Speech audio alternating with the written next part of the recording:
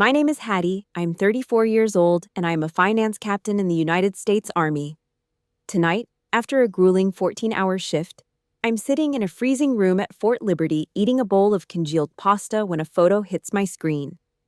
It's my parents and sister standing on the deck of a Royal Caribbean cruise ship in the tropics, grinning while my sister toasts the camera with a crystal flute of champagne. The caption reads, "Family first, #blessed." But there is no luck involved. That champagne was poured from $153,600 of my own blood and sweat. Money I funneled to them for 4 years while I drove a rattling Honda and tore up my own home loan papers.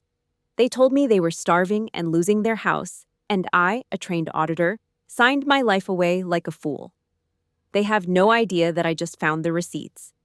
Tell me what state you are listening from in the comments and hit subscribe if you've ever been bled dry by your own family, only to have them spit in your face with this kind of heartless betrayal. The silence of Fort Liberty at 2 o'clock in the morning is a heavy, suffocating thing. Outside, the North Carolina winter wind rattles the window panes of my cramped quarters, but inside, the only sound is the rhythmic, metallic clanking of a radiator that stopped providing heat 3 hours ago. I sit at my scarred wooden desk, staring at a plastic bowl of congealed penny pasta.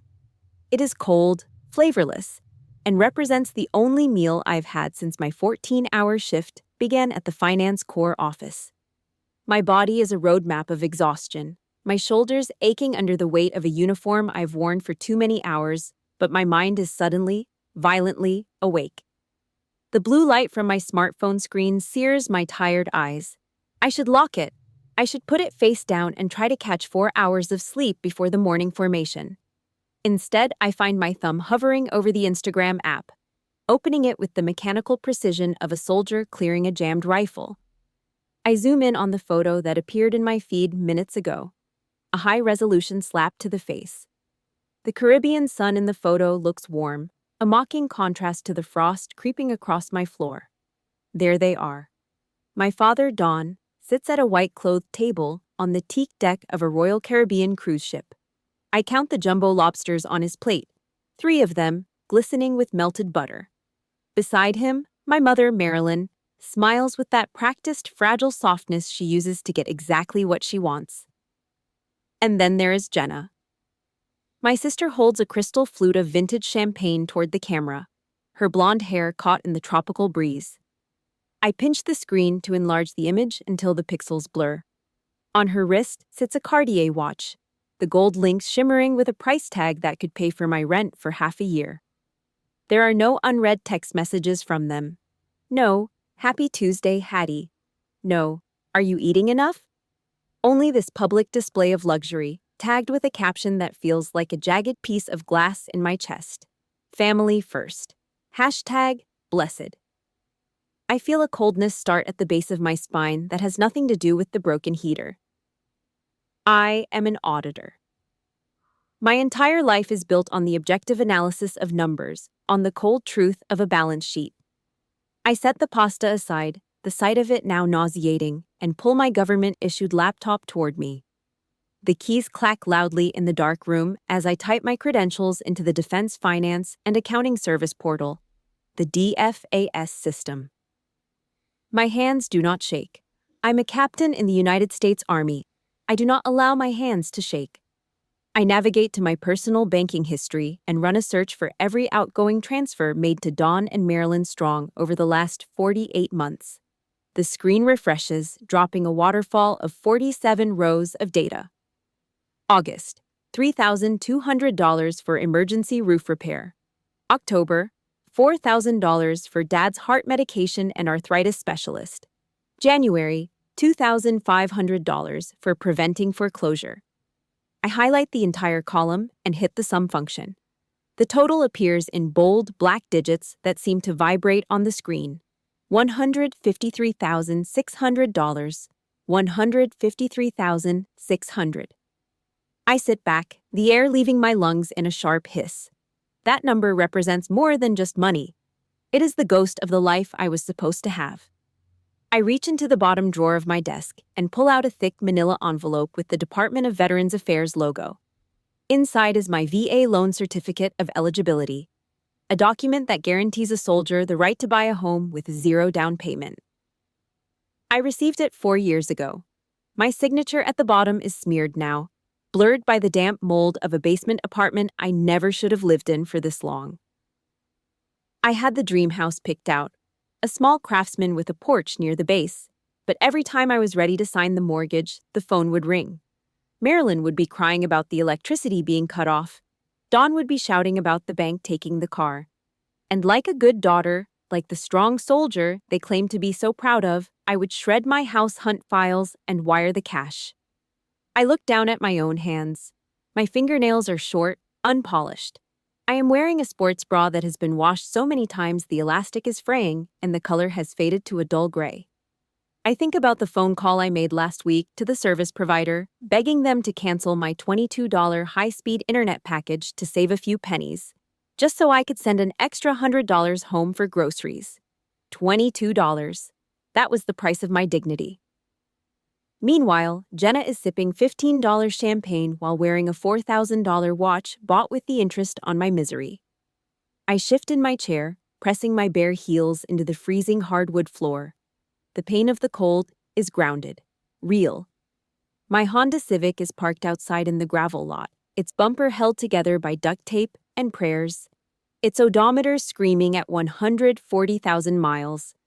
I have spent 4 years eating base mess hall slop and wearing thrift store civilian clothes so they could play act as North Carolina royalty. They didn't just take my money, they took my security. They took my sleep. They turned my sense of duty into a noose and let me hang myself with it while they watched from the deck of a cruise ship. I stare at the $153,600 total until it burns into my retinas. A cold, tactical fury begins to replace the exhaustion.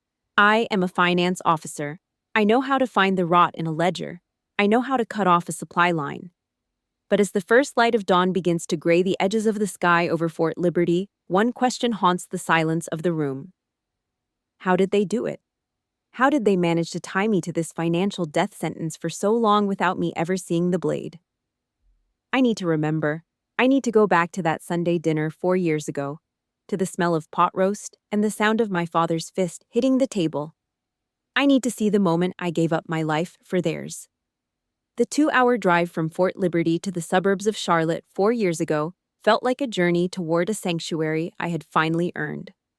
At 30 years old, freshly promoted to captain, I believed I was walking into my parents' home as an equal.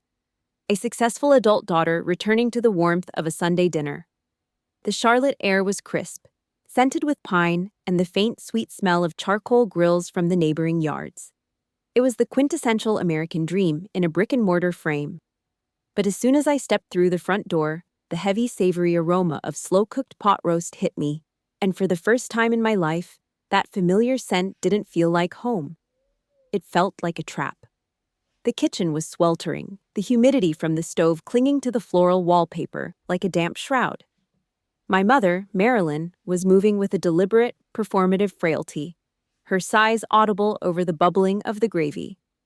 My father, Don, sat at the head of the heavy oak table, his face a mask of practiced stoicism. I sat down in my usual spot, feeling small in my crisp uniform, the starch of my collar suddenly scratching at my throat. No one asked about my promotion. No one asked about my life at the base. Before the first slice of beef was served, Marilyn reached into the pocket of her apron and slid a piece of graph paper across the table. It was a meticulously hand-drawn ledger. My mother's neat, cursive handwriting detailed a deficit of $3,200. She had used a red ballpoint pen to circle the total, the ink bleeding into the paper like a fresh wound. Don didn't say a word. He simply coughed, a dry, hacking sound, and tossed a crumpled layoff notice from the textile mill onto the table, right next to the porcelain soup tureen. The message was clear without a single word being spoken. The world had failed them, and I was the only witness who mattered.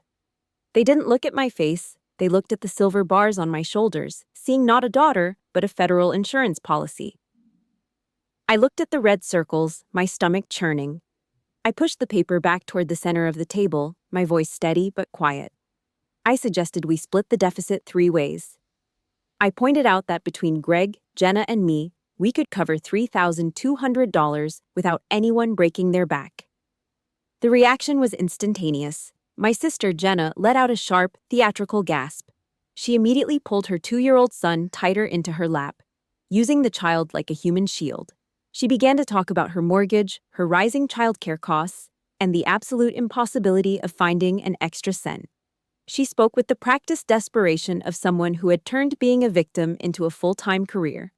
Beside her, our brother Greg wouldn't even lift his eyes from the scuffed heels of his boots. He muttered something under his breath about his $87,000 in student loan debt, his voice trembling with a cowardice that made my blood boil. Then came the hammer. Don slammed his open palm against the glass tabletop. The vibration made the silverware dance and the water glasses ring. The sound was dry, final, and violent enough to silence any further logic. He didn't need to argue. He just needed to dominate the space. In that kitchen, there were no siblings, no shared burdens. There was only the successful one and the struggling ones. The family hierarchy had been decided. The responsible must pay for the peace of the reckless. Marilyn saw the opening. She reached across the table and wrapped her hand around my wrist. Her fingers were cold, and her long red-painted nails pressed deep into my skin, anchoring me to her seat.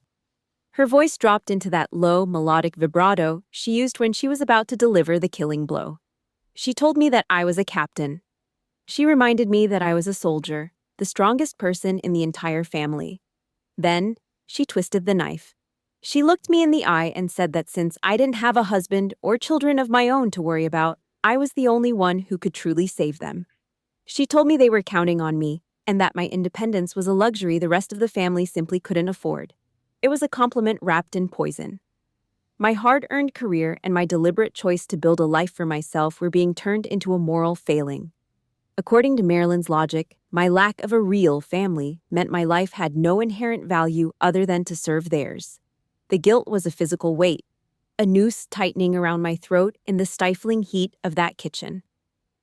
I looked at Jenna's smirking silence and Greg's bowed head. I looked at my father's expectant glare. The pressure of being the good daughter crushed the resistance right out of my lungs. I felt the air leave my body as I slowly nodded. I pulled my arm back from my mother's grasp, the marks of her nails still white on my skin.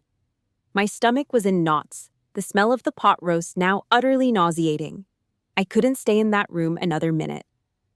I stood up, left my plate untouched, and walked out onto the darkened porch. The Charlotte night was silent, the crickets mocking the internal screaming in my head. I pulled my cell phone from my pocket, my fingers trembling as I dialed the number for the bank's mortgage department. When the loan officer picked up, my voice sounded like it belonged to a stranger, hollow and dead. I told him I needed to withdraw my application for the VA home loan. I told him my financial situation had changed unexpectedly. I stood there in the cold, listening to the polite confusion of the man on the other end of the line, and I realized I was burying my dream of a home in the red ink of my mother's ledger. That night, as I drove back to the base, I didn't feel like a captain. I felt like a prisoner who had just walked back into her cell and locked the door from the inside. The 4-year sentence of my financial execution had officially begun. The grind doesn't just wear you down, it erodes you. It is year 3 of my financial imprisonment, and I am a ghost inhabiting a uniform. It is my 14th consecutive month without a single weekend of leave. While my fellow officers are taking trips to the mountains or enjoying a simple Saturday barbecue, I am hunched over a flickering Xerox machine at a cramped, private tax office 3 miles outside the gates of Fort Liberty. The fluorescent lights overhead hum with a relentless, headache-inducing buzz that vibrates in my teeth. My eyes are heavy, the dark circles etched into my skin like permanent bruises. I took this grueling side gig to cover the extra $3,500 my parents suddenly demanded for emergency medical adjustments. The air in the office smells of ozone and burnt toner. As I slide a thick stack of a stranger's financial records through the heavy manual paper cutter, my focus wavers for a fraction of a second. The sharp steel blade catches the tip of my index finger. I don't scream. I don't even flinch. I just stand there, watching the dark red blood bead up on the white paper, a silent witness to my exhaustion. I wrap my finger in a rough brown paper towel, securing it with a strip of Scotch tape, and I keep stamping. I cannot afford to stop. Every minute I spend bleeding is a minute I'm not earning the money they've already spent in their heads. My finger throbs with every heartbeat, a rhythmic reminder that I'm literally bleeding for a family that hasn't called to check on me in months. Thanksgiving of year 2 arrives with a bitter chill. I pull my aging Honda Civic onto the curb of my parents' lawn in Charlotte, the engine letting out a pathetic, metallic cough before it finally dies. The bumper is still held together by silver duct tape, and the smell of burning oil wafts through the vents. But as I step out, my heart stops. Right there, dominating the driveway, is a brand new Chevy Traverse. It is silver, massive, and polished to a mirror shine. It sits there like a physical taunt under the weak autumn sun. I walk into the kitchen, the weight of my thrift store coat feeling like a lead weight. Jenna is there, leaning against the granite counter, chewing gum with a rhythmic, wet smack. She barely looks up before she tosses a heavy set of key fobs onto the table with a loud clatter. She starts bragging, her voice high and nasal, about how Mom and Dad just helped out with a $5,000 down payment for her new SUV because the kids needed more room and safety features. I stand there, frozen, looking at the floor. My hands are shoved deep into my pockets so no one sees the bandage on my finger. Nobody explains where $5,000 fell from when they supposedly couldn't pay their electric bill last month. I spent my last $20 on gas just to make the drive here, and I had to skip the $12 beer with my unit on Friday just to make sure my wire transfer cleared their bank. No one offers me a drink. No one asks about my work. They just talk over me as if I'm nothing more than the utility bill that keeps the lights on. A week later, I find the courage to ask for accountability. I sit in the living room and quietly ask Don for the medical receipts so I can help him file for a tax credit. The air in the room suddenly becomes pressurized. Don doesn't reach for a folder. He slams his newspaper onto the hardwood floor, the sound echoing like a gunshot. He stands up, his face reddening, and asks if I'm trying to run a military court-martial on my own flesh and blood. He calls me a cold-blooded auditor who cares more about numbers than her father's health. Across the room, Marilyn's eyes flash with a predatory sharpness. She moves like a shadow, snatching a glossy yachting magazine that was sitting out on the key bar and shoving it deep into the trash can before I can read the headlines. She tells me that the Army has stripped me of my humanity, that I've become a machine that doesn't understand the meaning of sacrifice. I find myself stammering, apologizing to them. I am a captain in the United States Army, a woman who manages millions of dollars in military assets. Yet I'm standing in my childhood home, apologizing for wanting to know where my life savings went. I feel my spirit snap. I'm not a person to them. I'm a supply line. By the end of year 3, the truth finally begins to leak through the cracks. I'm at the local church in Charlotte to pick up my mother after a committee meeting. The hallway is long, smelling of lemon wax and old hymnals. Ruth Kepler, the neighbor who has spent 40 years monitoring the neighborhood like a hawk, corners me near the side exit. Her eyes are narrowed, her voice a sharp whisper against my ear. She tells me she saw my parents at Carbone's Steakhouse twice last week, a place where a single meal costs more than my entire weekly grocery budget. She mentions that Don was seen loading a massive, expensive Samsonite suitcase into the trunk of the Chevy just yesterday morning. My vision blurs. I think about the paper cut on my finger, the duct tape on my car, and the internet package I canceled to save $22. My stomach knots into a hard, cold ball of lead. I realized in that moment that my loyalty wasn't being rewarded, it was being harvested. If you have ever felt that sickening realization that your kindness is being treated like a weakness by the people you love, please support my story by hitting the like button and leaving a comment with the word strength below. I need to know that I am not the only one fighting this invisible war. The poison of the truth is finally in my blood. As I walk toward my rattling Honda, I realize the medical emergencies and foreclosure threats were never about survival. They were about funding a lifestyle I could only dream of. I am done apologizing. I am an auditor, and it is time for me to start looking at the books with the eyes of a soldier. The fluorescent lights in the finance office at Fort Liberty hum with a sterile, relentless buzz that feels like it is drilling directly into my skull. It is late April, and the silence of the nearly empty building is broken only by the rhythmic, mechanical clicking of my keyboard as I navigate the final rows of my personal purgatory. I am an auditor, a woman trained by the United States Army to find a single missing cent in a multi-million-dollar budget. Yet for 4 years, I have been blind to the massive hole in my own life. My eyes burn, and the taste of black coffee, long since turned cold and bitter in its paper cup, coats my tongue like ash. I stare at the monitor until the numbers begin to swim, but the final calculation remains immovable. The screen displays a total that feels like a physical blow to my chest: $150,400. The door to the office creaks open, and Major Maya Diaz walks in, her uniform crisp even at this late hour. She's carrying a thick folder of logistics reports, but she stops dead when she sees my face. Without asking, she pulls up a rolling chair and leans over my shoulder, her eyes narrowing as she scans the spreadsheet. Maya doesn't offer a platitude or a sympathetic pat on the back. She is a soldier, and she deals in reality. She reaches out, grabs a red ballpoint pen from my desk, and taps it violently against the screen, specifically circling the recurring monthly transfer of $3,500. Her gaze is as sharp as a scalpel, cutting through the stuttering excuses I try to offer about my father's heart and my mother's rising medical needs. Maya doesn't let me finish my sentence. She pulls the keyboard toward her with a decisive snap and logs into the official healthcare pricing portal. As a senior logistics officer, she knows the cost of every bandage and pill in the regional supply chain. She types in the specific zip code for my parents' neighborhood in Charlotte and hits enter. She slides the screen back to me, the blue light reflecting in her cold, dark eyes. She shows me the hard truth. The maximum out-of-pocket healthcare costs for a retired couple on Medicare in that specific North Carolina district range from $800 to $1,200 a month, total. She then pulls up the specific pricing for my father's arthritis medication, the very pills I thought I was working double shifts to afford. The cost is exactly $180. The $3,500 I've been sending every month isn't a lifeline. It is a daylight robbery. I feel a wave of humiliation so intense it makes my ears ring.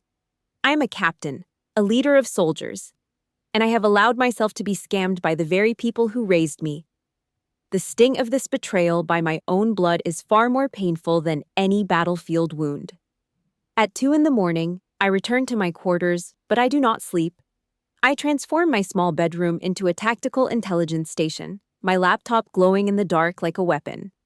I open my Excel spreadsheet on one half of the screen and my sister Jenna's public Instagram profile on the other. I begin the grueling process of cross-referencing the dates. I am looking for the intel, the digital breadcrumbs of a 4-year theft. The patterns emerge with a sickening mathematical precision. In February of last year, my father called me, his voice trembling as he begged for $2,000 to replace a catastrophically broken water heater. I had wired the money within the hour, dipping into my own meager savings. I scroll through Jenna's feed to that exact week. There it is, a high-definition photo of my entire family, Dawn, Marilyn, and Jenna, checking into an all-inclusive resort in Cancun 4 days later. They are all wearing wide-brimmed hats and holding tropical drinks, laughing at a joke I wasn't invited to hear. I continue the search, my jaw clenching so tight my teeth ache. Every emergency follow-up visit my mother claimed to have coincided perfectly with a weekend getaway to Las Vegas for Jenna. The $700 I sent for a burst pipe in the basement appeared to have mutated into a 70-inch flat-screen television that now sits prominently in their living room. I see my own sweat, my missed meals, and my 14-hour shifts reflected in the shiny surface of Jenna's new designer bags and the luxury car I saw in their driveway. I was the secret benefactor of a high-society lifestyle I couldn't even afford for myself. I have spent 4 years in rags so they could wear silk. The humiliation has burned away, replaced by a cold, tactical fury that I usually reserve for the mission. I'm no longer the good daughter who blindly follows orders of the heart. I am an officer of the United States Army conducting a final audit. I close my laptop with a definitive, heavy thud that echoes in the silent room. The evidence is gathered, the supply lines are mapped, and the enemy has a face. My family thinks they have a permanent ATM, but they have forgotten one thing. I was trained to destroy targets. As the first light of dawn touches the trees of Fort Liberty, I am no longer mourning a loss. I am planning a strike. The era of my silence is over. The first of the month in the United States Army is more than just a date on a calendar. It is a heartbeat of survival for some and a day of harvest for others. At Fort Liberty, the dawn brings a quiet tension to the barracks. But for me, sitting in the cold glow of my office, it brings the moment of execution. For 4 years, this day meant the automatic depletion of my life's blood. I stare at the screen of the military banking portal, watching the recurring transaction flickering in the pending queue. $3,500. It sits there like a bloated tick, ready to engorge itself on 40 more hours of my overtime and the marrow of my future. My hand is steady as I grip the mouse. The cursor hovers over the red text that reads, "Cancel automatic transfer." In the quiet of the room, the click of the button sounds like the cocking of a weapon. The system asks for a final confirmation. I press enter with a clinical, detached force. There is no explosion, no siren, and no immediate scream. There is only the silent, digital death of a supply line that should have been severed years ago.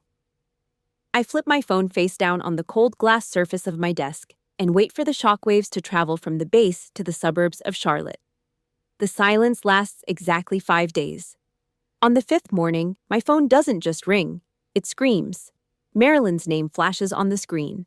When I answer, her voice is a masterpiece of Southern manipulation, sweet, dripping with artificial honey, and trembling with a feigned concern. She tells me there must be a terrible glitch at the bank because the family fund hasn't arrived. She talks about the stress it's causing my father's heart. I don't let her finish the script. I speak in the flat, monotone voice of a commanding officer reading a court-martial sentence. I tell her I canceled it. I tell her there is no more money. I tell her, with the precision of the audit I conducted with Maya, that I know Dad's arthritis medication costs exactly $180, not $3,500. The honey in her voice turns to acid instantly. The sweet grandmother from the Charlotte suburbs disappears, replaced by a sound like metal scraping against a scorched skillet. She shrieks a string of profanities that would make a drill sergeant flinch. Moments later, the phone is snatched away, and Don's voice roars through the speaker. I hear the sound of furniture being shoved, the violent clatter of porcelain breaking in the background as he demands to know who leaked the information to me. He doesn't deny the fraud. He only rages that his source of unearned income has been unmasked. His silence regarding the actual bills is the loudest confession I have ever heard. By the weekend, the witch hunt moves from the private to the public. In the Bible Belt of North Carolina, religion isn't just a faith. It is a weapon used to enforce social compliance. Marilyn begins her campaign of character assassination. The church group chats, once filled with prayer requests and potluck sign-ups, turn into a digital lynch mob.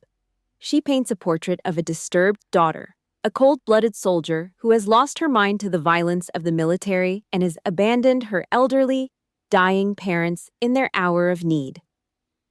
I feel the weight of the social verdict when I stop at a supermarket outside the base. I'm in my uniform, standing in the canned goods aisle, when I see Mrs. Phillips, a woman who has known my family for 20 years. She doesn't offer a greeting. She looks at my silver bars with a gaze of pure, unadulterated disgust. As she passes me, she leans over and spits a glob of saliva onto the linoleum floor right at the toe of my polished boot. The heat of the humiliation rises to my face, turning my skin a blotchy, burning red. I stand there, a captain in the United States Army, being treated like a criminal in my own community because I refuse to be robbed. But the final, most jagged blade is reserved for Jenna. She calls me while I'm staring at the blank white wall of my quarters, trying to breathe through the suffocating pressure of the church's judgment. She doesn't bother with the poor parents act. Her voice is sharp, entitled, and brimming with a parasitic fury. She screams that mom and dad were helping her because she is actually doing something with her life by raising the next generation. Then she delivers the line that's meant to strip me of my soul. "What about you, Hattie?" she sneers through the speaker. "You have no husband, you have no children, you have nothing but that uniform and a cold bed. Why do you even exist on this earth if not to take care of the people who actually have a life?" The words tear through the fabric of my uniform, cutting deeper than any insurgent shrapnel. She is telling me that because I am a single woman, my labor, my sweat, and my very existence belong to them by default. She is treading on the grave of the house I never got to buy, mocking the sacrifices I made so she could drive a Chevy Traverse and wear a Cartier watch. I don't argue. I don't beg for her to understand the 3 a.m. shifts or the blood on the paper cutter. I simply end the call and lock the screen. I do not cry. The tears dried up somewhere between the supermarket floor and the sound of my sister's voice. I sit in the silence, my eyes fixed on the empty wall, feeling the final layers of my emotional armor cooling into solid, impenetrable steel. They think they have isolated me. They think the shame of being alone will break my resolve and force me to click that transfer button again. But they have miscalculated the nature of a soldier. You cannot threaten someone with isolation when you have already spent 4 years making sure they had nothing to come home to. The battle lines are no longer digital. They have made this personal, and they have made it public. I reach for the yellow folder on my desk, the one containing every receipt, every Instagram screenshot, and every Medicare fraud report. If they want a war in the heart of the Bible Belt, I will give them one. But I won't be fighting with gossip. I'll be fighting with the truth, and in my world, the truth is the only thing that survives an audit. The air in my parents' house in Charlotte didn't smell like home anymore. It smelled of lemon-scented furniture polish, mothballs, and a trap that had finally been sprung. I had been summoned back for Sunday dinner like a prisoner being escorted to a tribunal. The drive from Fort Liberty had taken me exactly 2 hours, and for every mile, the knot in my stomach had tightened into a cold, jagged stone. I parked my rattling Honda at the curb, adjusted the collar of my starched uniform, and walked into a scene that felt like a scripted play I'd been forced to rehearse for most of my adult life. The dining room was a theater of war, structured like a classic Western standoff. I was directed to sit at the far end of the long oak table, isolated and exposed. Directly across from me sat the United Front. My father, Don, at the head, my mother, Marilyn, to his right, and my sister, Jenna, to his left. It was a household court-martial, an inquisition where I had already been found guilty of the highest crime in the Bible Belt, the refusal to be exploited under the guise of family duty. Don opened the proceedings with a heavy, performative sigh. He launched into a familiar, rhythmic lecture about the sanctity of the family tax and the immeasurable debt a child owes the people who brought them into this world. Beside him, Marilyn didn't yell. She was far more dangerous than that. She began to squeeze out slow, dry tears, her shoulders trembling as she spoke about the heartbreak of raising a daughter who had allowed the cold machinery of the army to replace her soul. The silence between their sentences was thick and suffocating, designed to make me beg for their forgiveness. Then Jenna stepped in to play the role of the peacekeeper, though her arrogance was as sharp as a razor blade. She leaned forward, crossing her arms over her chest, and pushed a tall glass of ice water toward me as if it were a treaty. She told me she had spent the whole morning talking sense into Mom and Dad. She said she understood I was stressed and confused by the numbers, so she had negotiated a compromise. She looked me in the eye with a patronizing smirk and told me I only had to pay 1/2 of the monthly demand, $1,700. That was her generous offer. I stared at her, watching the way she adjusted her expensive watch, realizing she was actually trying to haggle over the price of my life as if it were a piece of leftover furniture at a garage sale. I didn't touch the water. Instead, I reached into my bag and pulled out my military-grade laptop. placing it directly in the center of the table. I flipped the lid open. The bright, sterile blue light from the screen washed over their faces, making them look like ghosts under a forensic lamp. I didn't raise my voice. I spoke with the clinical precision of a finance officer presenting a terminal audit. I scrolled to the bottom of my spreadsheet and let the final number linger in the air like a smoke grenade. $153,600. I don't need a compromise, Jenna, I said, my voice echoing in the sudden, sharp silence of the room. I need an explanation.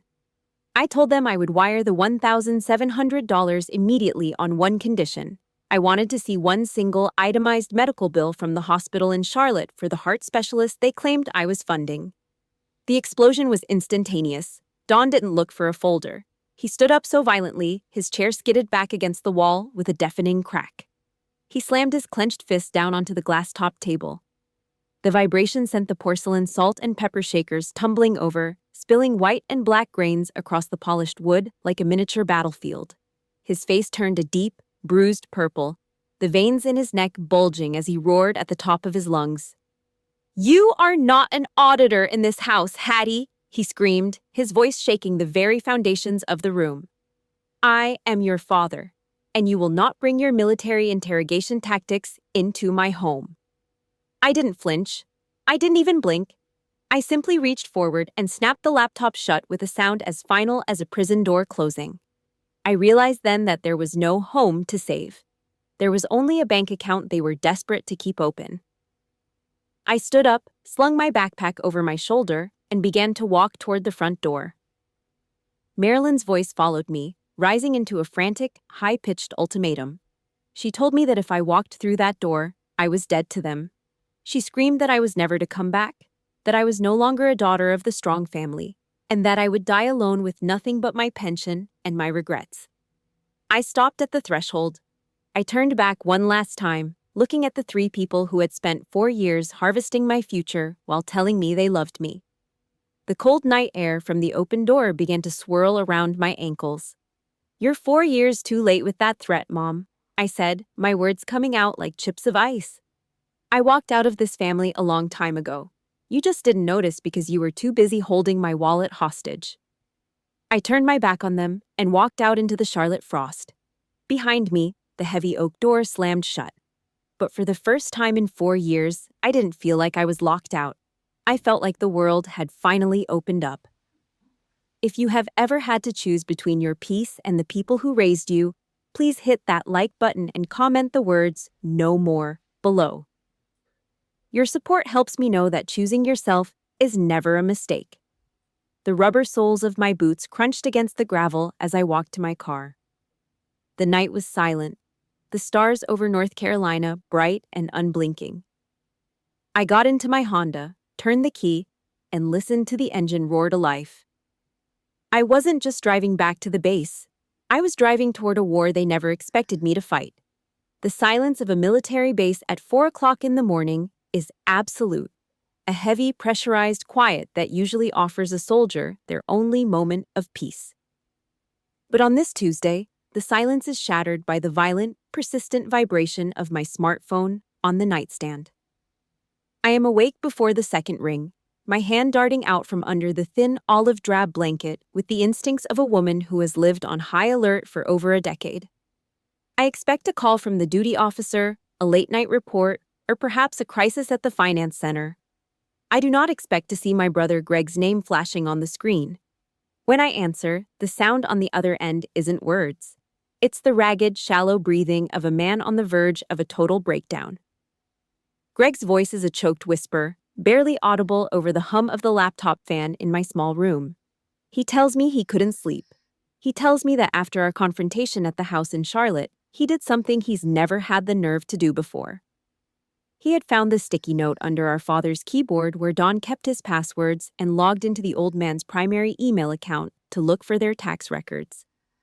"Hattie, they lied to me," Greg says, his voice breaking with a sickening realization. "They told me for 4 years that you were only sending $200 a month. They told me you were being stingy, that you were keeping all your captain's pay for yourself while they struggled to buy groceries. They used your success to make me feel better about my own failures." I feel the room spin. I'm sitting on the edge of my bed, the floorboards freezing against my bare feet, but my skin is burning. Greg tells me to check my inbox. He has forwarded 12 attachments, 12 digital knives that he just pulled out of our father's sent folder. I flip open my laptop, the screen glowing a blinding, clinical white in the dark room. My fingers fly across the keys, entering the password with a mechanical rhythm. The first attachment I open is a Visa credit card statement. I scroll down to the date of February 15th of last year, the exact day I had wired $2,000 to pay for a life-threatening furnace repair during a North Carolina cold snap. There it is, listed in black and white, a transaction for $11,400 for a Royal Caribbean Grand Suite. They hadn't fixed a furnace. They had upgraded their vacation while I was wearing 2 layers of thermal underwear in a room with a broken radiator. I opened the next file. It's a receipt from Williams-Sonoma. While I was calculating whether I could afford to spend $12 on a beer with my unit, my mother was buying a professional-grade KitchenAid artisan stand mixer in Empire Red for nearly $600. I see invoices for a set of carbon titanium golf clubs for my father, equipment that cost more than my first car. Every single luxury, every status symbol they flaunted in the suburbs was paid for by the interest on my misery. My military salary hadn't been a safety net. It had been an unregulated slush fund for the strong family elite. But it's the final attachment that makes my blood turn to ice. It is a PDF of a 3-month history from a Venmo account linked directly to my father's bank, the same bank account where my pay was deposited every month. I zoom in on the screen until the pixels are sharp and jagged. Every 2 weeks, like clockwork, Don Strong had been transferring between $500 and $800 to an account belonging to Jenna Carter. I read the descriptions for the transfers, and the bile rises in my throat. For the grandkids, one reads. Diapers and formula, says another. A little treat for my favorite girl, says a third. My parents, who claimed they were on the brink of homelessness, were running a private money laundering operation. They were harvesting the salary of the daughter they called cold-blooded and unnatural to fund the lifestyle of the daughter they called blessed. Jenna wasn't just a parasite, she was a partner in the heist. She had stood in that kitchen and mocked me for having no husband or children, all while her children were wearing clothes bought with my overtime.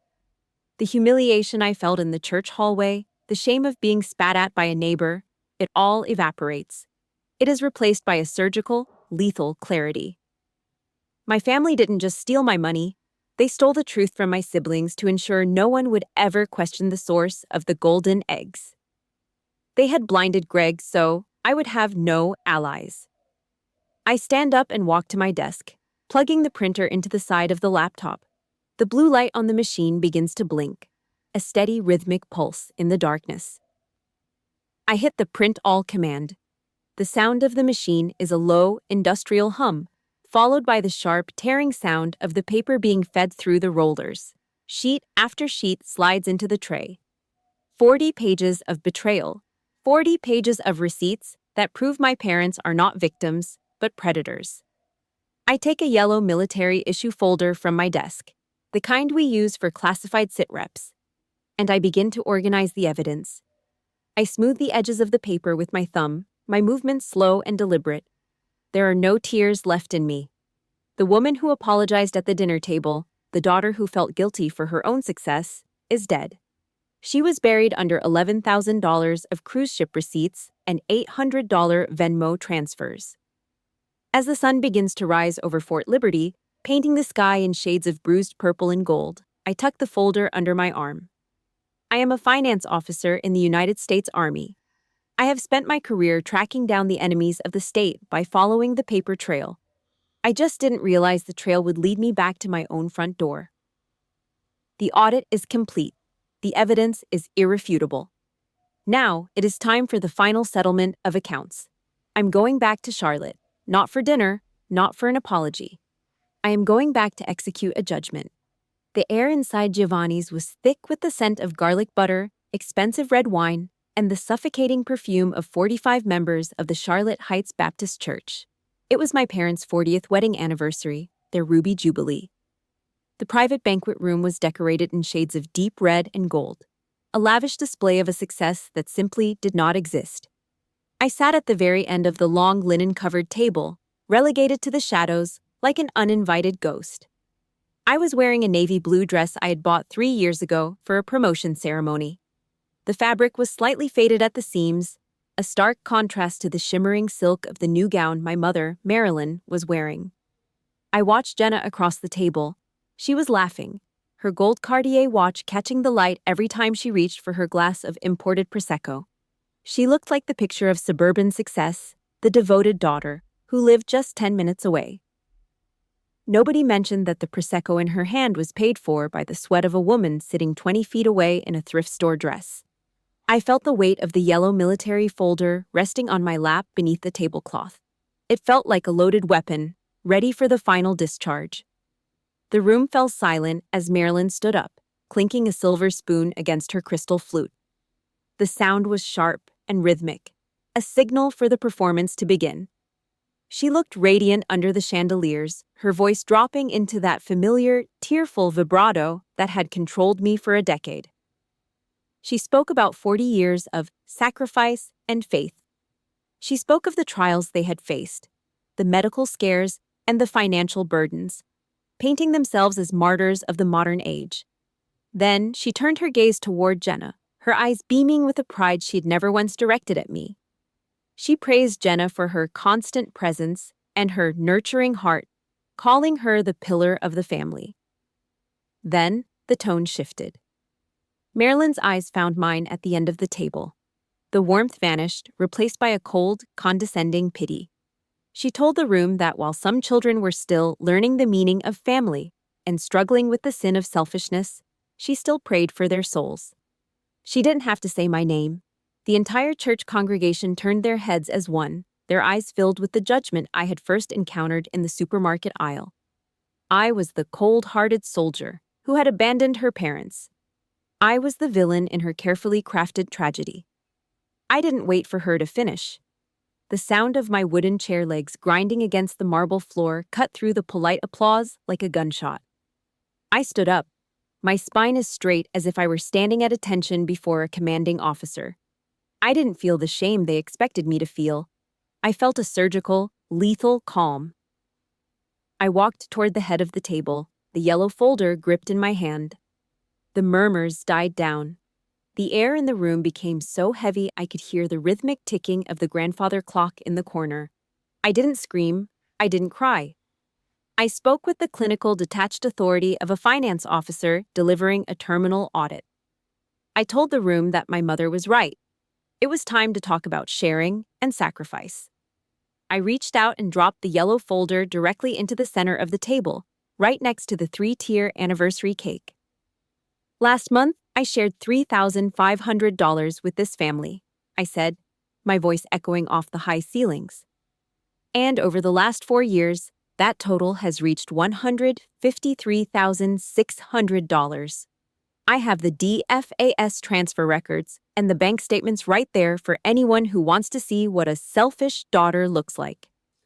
Marilyn's face turned the color of a bruised plum. She tried to speak, her voice a frantic, high-pitched stutter, calling me mentally unstable. But the theater was already collapsing. Greg stood up from the middle of the table, his face pale but determined. He held up a stack of paper, the Venmo receipts he had found. He began to read the transactions out loud for the guests to hear. $500 for grandkids' treats, $800 for shopping, all transferred from my father's account to Jenna's, while they were telling Greg and the church that I was only sending $200. Then came the final, irrefutable evidence. Mrs. Ruth Kepler, sitting at the far end of the room, pulled out her smartphone. She didn't say a word. She simply turned the screen around to show the woman sitting next to her. It was a high-resolution screenshot of Marilyn's private Facebook post from the Royal Caribbean cruise, time-stamped the same day they had claimed they were being foreclosed upon and begged me for thousands of dollars. The Karen mask Marilyn had worn so successfully for years didn't just slip, it shattered. Marilyn lost all pretense of being a grieving mother. She lunged across the table, her face contorted with a parasitic fury, pointing a shaking finger at me. She screamed that I didn't understand because I had no husband and no children. She yelled that I didn't need the money because I was alone and that my only purpose on this earth was to provide for those who actually had a life and a future. The room was paralyzed by the raw, naked ugliness of her words. I looked at the church members, the people who had judged me, and saw the dawning horror in their eyes as they realized they had been weaponized by a thief. The perfect family was a house of cards, and I had just blown it down. "I don't need a husband to have a life, Mom," I said, my voice cutting through her rage like a blade. "I need the $153,600 you stole from my future. I am not a daughter to you. I am a retirement plan. And today, the bank is officially closed." I turned my back on the wreckage of the strong family reputation and walked toward the exit. I didn't look back at the shouting or the gasps of the guests who were now frantically looking for the nearest exit to avoid being associated with the scandal. I stepped out into the cool evening air, feeling the physical weight of 4 years of lies lifting off my shoulders. The silence of the parking lot was beautiful. Behind me, through the glass windows of Giovanni's, I saw the banquet manager approach the table with a leather folder. The bill for the 40-person party was $3,800.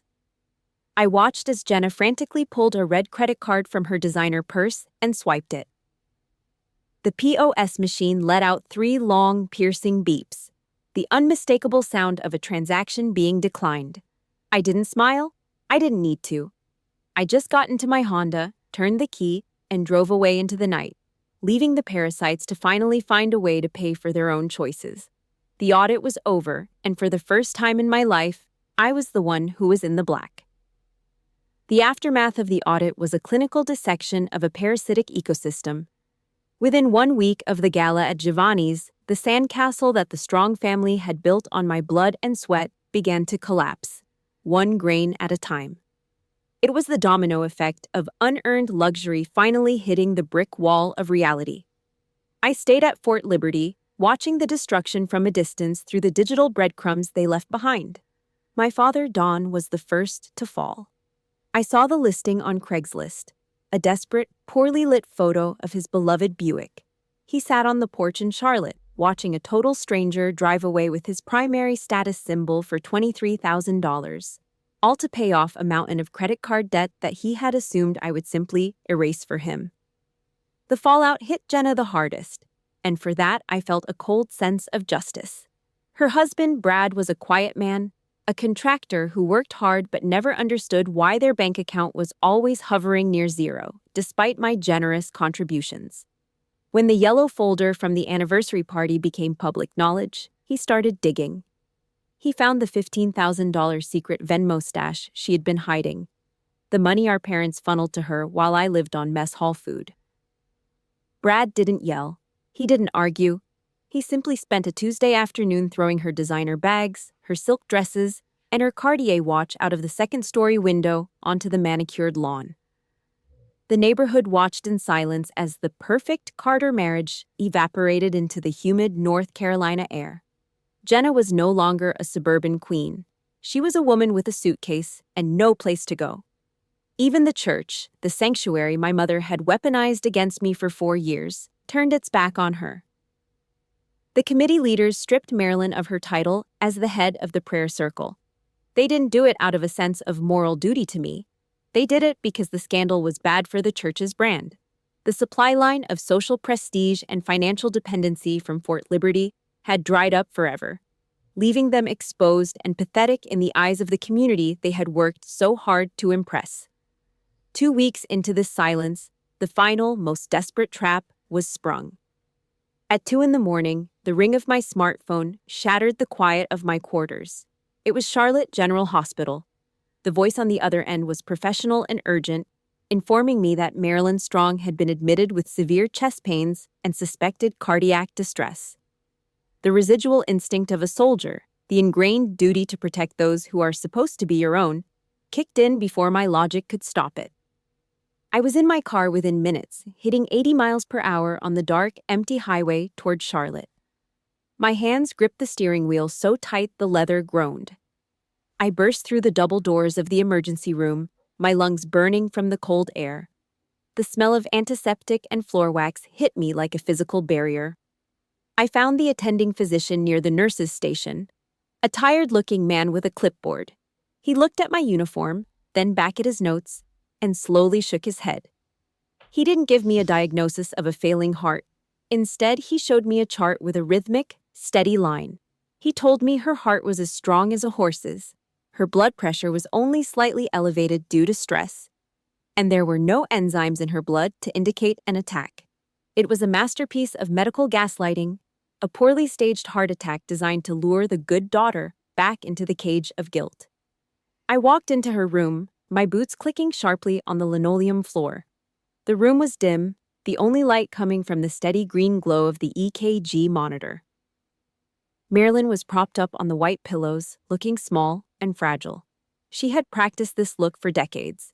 She squeezed out a feeble, wheezing breath and reached out a hand, her eyes half closed as she waited for me to break, to cry, and to apologize for the stress I had caused her. She whispered that she thought I would be more upset, her voice a thin thread of manipulation. I didn't take her hand. I pulled a hard plastic chair to the edge of the bed and sat down, crossing my arms over my chest. I stared at her, my eyes piercing through the pale mask of her feigned illness. I didn't see a mother in that bed. I saw a predator who would rather die in a hospital bed than lose control over her source of income. The silence stretched between us, heavy and cold, until her feeble eyes snapped open, revealing the sharp, predatory clarity beneath. She realized the game was over. There was no more guilt left to harvest. I stood up, adjusting the collar of my uniform with a slow, deliberate motion. The rhythmic beep of the monitor filled the room, but it no longer felt like a countdown to her death. It felt like a countdown to my absolute freedom. My voice was as cold as the winter mist outside as I looked down at her. I told her that I had driven 80 miles per hour to get here. I told her that I had fulfilled my legal and moral responsibility as a daughter by ensuring she was safe and cared for. But then I delivered the final audit. "I will not let you use this heart monitor to steal another cent from my life, Mom," I said, my words flat and final. "You have a roof over your head and Medicare for your bills.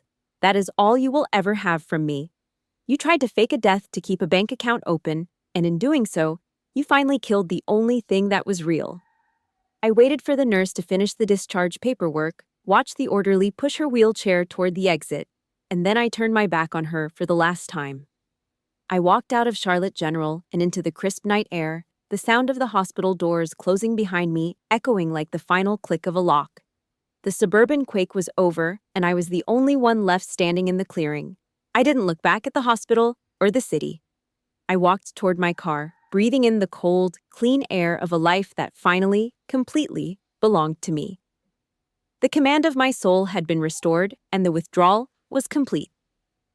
The morning air at Fort Liberty carried the faint, sharp scent of pine and diesel fuel, the familiar perfume of a life lived on the edge of a mission. It was exactly 1 week since the staged heart attack at Charlotte General Hospital, and the silence from my family was the loudest, most beautiful sound I had ever heard. I was in my quarters, packing away a few stray items of equipment, when I noticed the white envelope that had been slid through the narrow gap beneath my door. The paper was cheap, and the handwriting was a jagged, desperate scrawl that I recognized instantly. It was from my father, Don. I sat on the edge of my narrow military bunk and opened it with the clinical detachment of an officer opening a routine sit-rep. "I am sorry," the letter began, the ink smudging where his trembling hand had rested on the page. "I didn't know how to ask for help the right way. We were just trying to survive." It was a coward's apology, a final pathetic attempt to reframe a 4-year heist as a misunderstanding.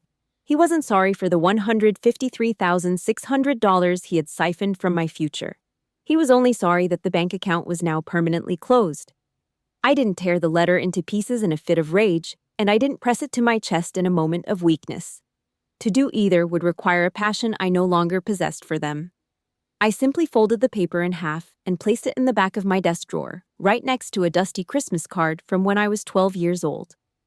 The part of my soul that identified as the good daughter was officially frozen in time.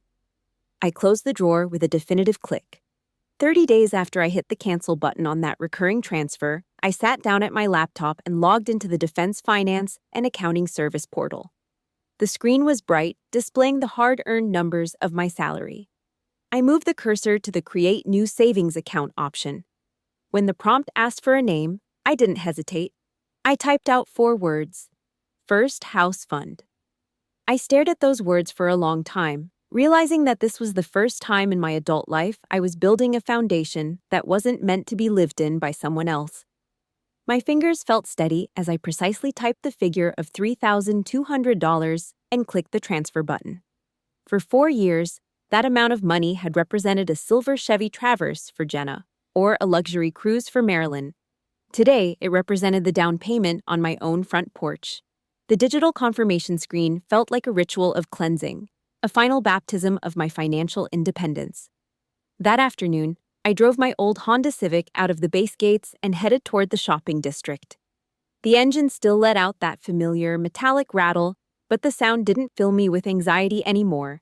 It felt like the roar of a survivor. I walked into the supermarket and headed straight for the seafood counter. For years, I had survived on canned tuna and mess hall leftovers to save every penny for their emergencies. Today, I pointed to the most expensive cut of wild-caught salmon in the glass case. The weight of it in my hand felt substantial, a physical manifestation of my new reality. Then, I walked into a specialty running store. For 4 years, I had walked on soles so thin I could feel every pebble in the parking lot, refusing to buy new gear while my mother bought designer silk. I sat on the bench and tried on a pair of Asics running shoes in a brilliant, blinding shade of neon blue. They cost exactly $89. As I laced them up and stood on the carpeted floor, I felt like I was walking on air. This wasn't just a purchase, it was material therapy. It was a declaration that my body and my comfort were no longer secondary to their greed. I walked out of that store with the neon blue shoes on my feet, leaving my old, worn-out life in the trash can by the door. Back in Charlotte, the world had not ended, despite my family's dire predictions. The parasites had been forced to evolve because the host had finally left the building. I heard from Greg that Don had finally canceled the expensive sports package on his cable bill, and he was seen every Saturday morning at the local hardware store, actually working on the house himself for the first time in a decade. Marilyn had been forced to humble herself, walking into the grocery store with a fistful of coupons and a budget that didn't include imported wine. But the most satisfying shift was Jenna. After 8 years of playing the role of the pampered suburban housewife, she had been forced to put on a pair of sensible flats and take a job. She is now the afternoon receptionist at a dental clinic, answering phones and filing charts for $12 an hour. Without my blood to drink, she had finally discovered the weight of her own bills. They were learning the quiet, difficult lessons of survival that I had been forced to learn at 22. It was a crisp afternoon in November when I walked out to the parking lot of Fort Liberty for the last time before my next deployment. I adjusted the buttons of my uniform, feeling the strength of the fabric against my skin. I reached into my pocket and pulled out the VA loan pre-approval letter I'd received that morning. This was my new heritage, a piece of the American dream that I had earned with my own sweat. I patted the hood of my rattling Honda and got into the driver's seat. As I looked into the rearview mirror, watching the gates of the base disappear behind me, I felt a profound sense of peace. The quiet quitting of my family had been the hardest mission of my career, but it was the only one that truly mattered. I had spent years thinking that blind loyalty was a duty, but I finally understood that it was just a slow-motion suicide.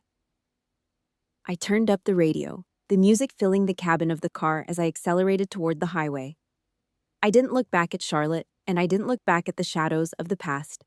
The home front was finally at peace, and for the first time in my life, the road ahead belonged entirely to me. I was a soldier, a homeowner to be, and finally, a woman who was free.